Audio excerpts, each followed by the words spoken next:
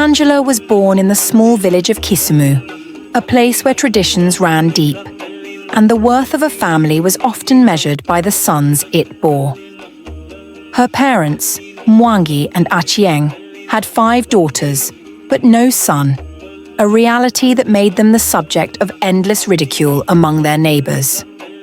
"A man without a son is like a tree without fruit," the villagers would sneer at Mwangi. "Who will carry your name when you're gone?" Despite the taunts and whispers, Mwangi and Achieng loved their daughters fiercely.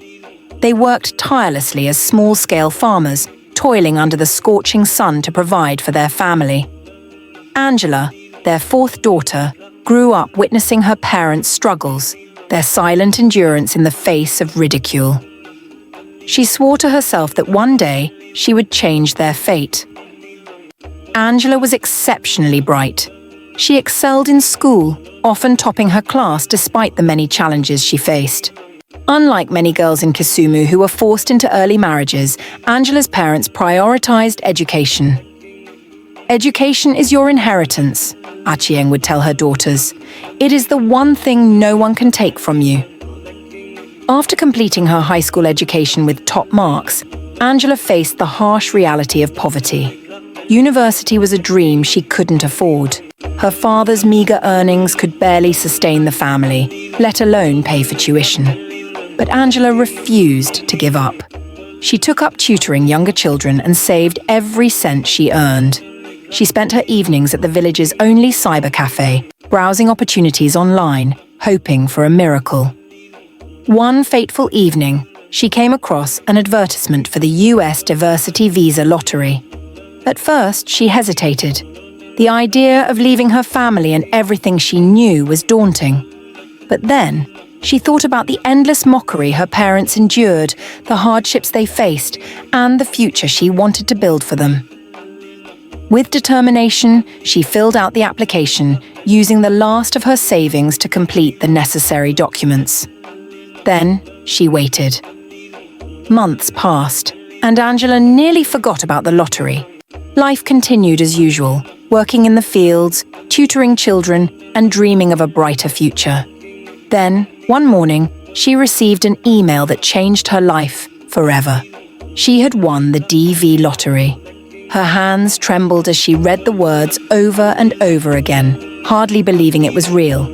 She let out a scream, running to her mother, who was washing clothes by the river. "Mama, I did it! I won!" Achieng dropped the cloth she was holding. "Won what, my child?" "The DV lottery." "Mama, I am going to America." Tears welled up in her mother's eyes. She called out for Mwangi, who rushed over, fearing something terrible had happened. But when he heard the news, he lifted Angela high into the air, his laughter echoing through the village. The celebration was short-lived, as the reality of what lay ahead set in. There were visas to process, interviews to attend, and money to be raised for travel expenses.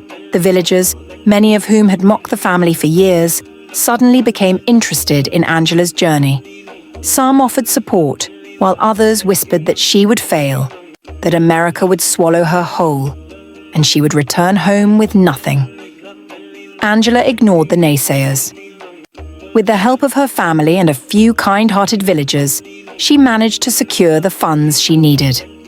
The day she boarded a plane for the first time in her life, she made a silent promise to herself. She would not only survive in America, she would thrive. Arriving in the United States was overwhelming. The towering buildings, the fast-paced life, and the sheer number of opportunities were both exhilarating and terrifying. But Angela was determined. She took up odd jobs while pursuing her education. She worked as a cleaner, a waitress, and even as a caregiver, saving every penny she could. Years passed, and Angela's resilience paid off. She earned a scholarship to study finance and business administration. After graduating with honors, she secured a job at a prestigious investment firm. Her intelligence and work ethic caught the attention of influential investors, and soon she ventured into the world of entrepreneurship.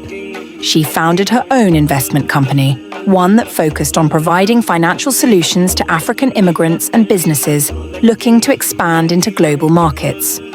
Her company grew rapidly, attracting major clients and investors. Before long, Angela was not just successful, she was wealthy. But wealth was never her final goal. She had a debt to repay. The sacrifices of her parents, the love and belief they had in her, despite everything. And so she made the decision that would shock the entire village of Kisumu. She returned home, not as the poor girl they once knew, but as a billionaire. She built her parents a grand mansion, one that stood as the most magnificent house in the entire region.